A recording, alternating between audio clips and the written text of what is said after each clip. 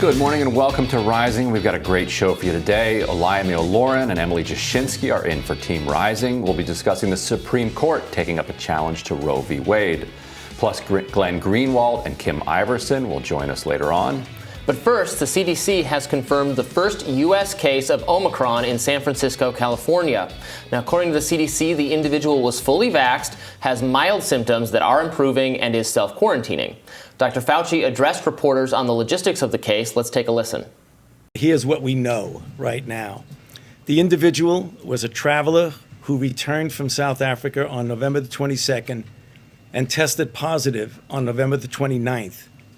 The individual is self-quarantining, and all close contacts have been contacted, and all close contacts thus far have tested negative. The individual was fully vaccinated and experienced mild symptoms, which are improving at this point. So this is the first confirmed case of COVID-19 caused by the Omicron variant detected in the United States. And as all of you know, because we've been discussing this, we knew that it was just a matter of time before the first case of Omicron would be detected in the United States. Fauci went on to emphasize that while the person with the first confirmed case of Omicron in the U.S. was fully vaccinated, they had not yet received a booster shot. And I think that was because it had not yet been 6 months since the person's initial vaccination. So they were not yet they were not yet instructed to get a booster. You know, Omicron is here. It's already here. I don't really understand these travel restrictions. They're moving toward, I saw it announced that they want to do for international travel, no longer, you had to get a test within 3 days of the travel. Now it's supposed to be within 24 hours. But it's hard to get a test back in 24 24 anyway.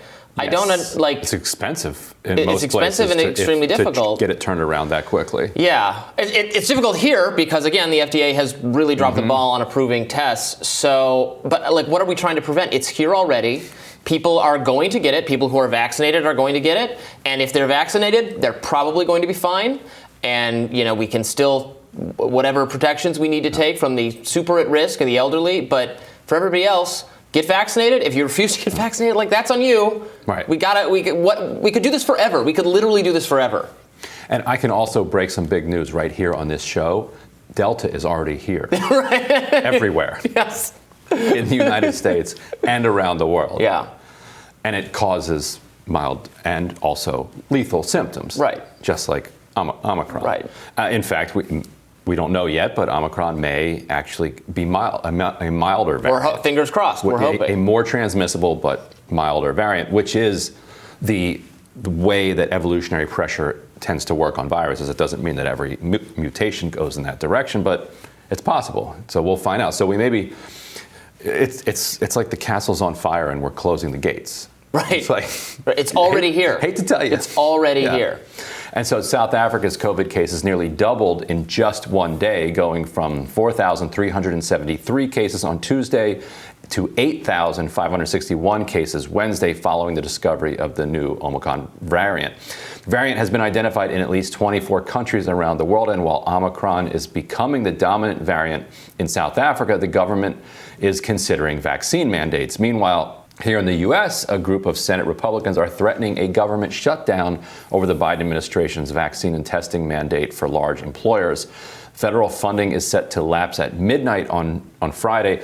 That's one among several other disagreements that are going on in Capitol Hill. But this is a key one. They're demanding a vote, a 50-vote up or down tally on whether or not you can basically block the administration from enforcing the mandate, which the courts have actually already blocked at this point. Right. It could still wind up in the Supreme Court.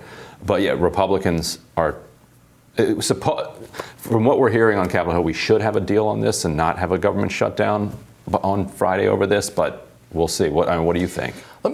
I think there will be a deal. I don't actually think Republicans are going to go to the mat on this. I think they like to, signal to the very anti-vax contingent of their base. But I will say, and I have a very low appetite for Republican theatrics on these kinds of things, but You know what? I do think that the vaccine mandate is probably unconstitutional. It's not a policy I support. The idea that the president can unilaterally propose this through OSHA without any, this is to me kind of a legislative area. It's an interesting separation of powers issue. Yeah. Right. So Congress getting upset that this was done without their approval or even consent or involvement is, I think, pretty reasonable, to be frank. Yeah. We'll see. We'll see. Yeah, we'll see how far they're willing to push this. Yeah, which probably not that far, but again, we'll see. New reporting reveals that President Trump tested positive for COVID ahead of an event with Gold Star families whom he later blamed for infecting him. Classy. Former Chief of Staff Mark Meadows revealed that Trump tested positive on September 26th prior to the September 27th reception. And we have a tweet from Alyssa Farah, who's hosted the show on occasion and was worked for the vice president. And so she's pretty upset. She says she wasn't aware of Trump's positive test, and when she asked for that information, she couldn't get it.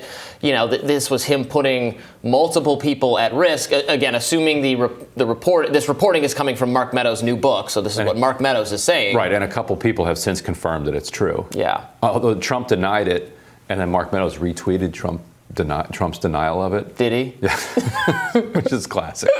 Retweets are not endorsements. There you go. All press for your book is good press. Just letting you right. Well, you have to write. Was there a link to the book? And there probably not. Probably. Somehow you get there. Yeah. Well, Trump hates promoting other people's stuff without. He believes he deserves some kind of cut of it, or he doesn't want to put his name on anything that isn't actually his. But yes, the most Trumpian thing ever could possibly be going to a Gold Star family event, having tested positive, and then later suggesting that it was the Gold Star families, people whose children made the ultimate sacrifice for the country, that it was them who infected him because they wanted to hug him and they loved him so much. It's I don't know if you could get more peak Trump. It's pretty amazing than that. Yeah, he's gonna run, and he's gonna run again, and he might very well be our president again. He might. Yeah.